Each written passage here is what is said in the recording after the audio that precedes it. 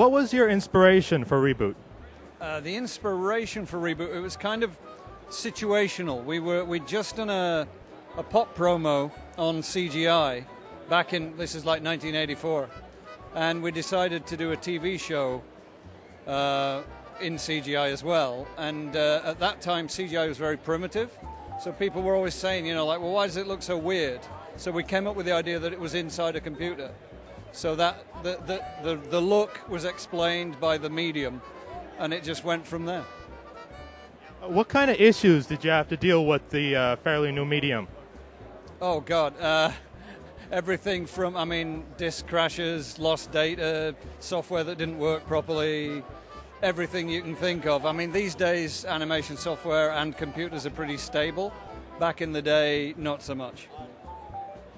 I've seen that there was a lot of censorship in the beginning. What was your feelings on those at the time? We mostly took it in good spirit. I mean, it wasn't so much censorship as we were a children's TV show, so there were various sensitivities about what we couldn't say. A lot of it was down to people's interpretation, though. You know, so what we'd look at something and say, well, we think we're giving a good message here, whereas the broadcaster would be like, you know, no, you can't say that. And it's like, no, but if we say it, we're putting across a good message, aren't we? And they're like, well, yeah, but we don't really like, you know. So we'd have these endless battles back and forth about what we could and couldn't do. And some we won and some we didn't.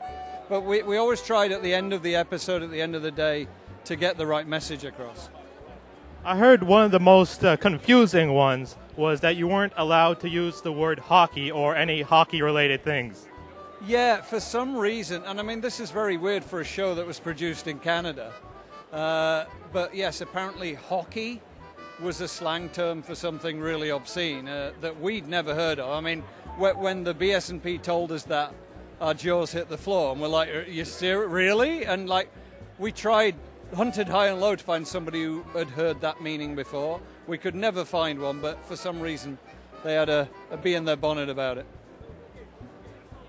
It is kind of ridiculous. I've never heard any type of slang term for that. I think they were making it up. I've heard that there's a new ReBoot film coming out sometime. Can you tell us anything about that?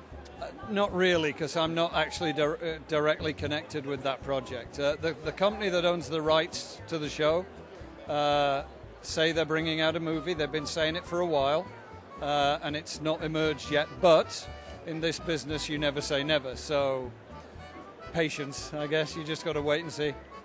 Are you supportive that even though you're not connected to this? Well, I'm always supportive of the franchise. Yes, I'd like to be involved, but I'd prefer to be involved as opposed to not be involved. But I think anything that moves the franchise forward, you never know down the road the way things may go. You know, I'm not connected at the moment. Maybe one day, who knows? What is your fondest memory over all the creation? Oh, goodness me. That's a big question to come up with on the spot.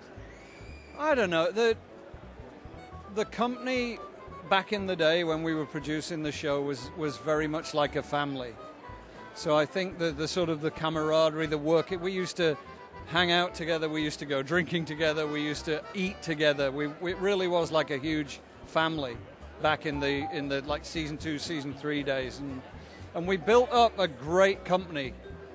We took a bunch of kids straight out of college who are now like out there in the world doing fantastic things, and I look back very fondly on those days.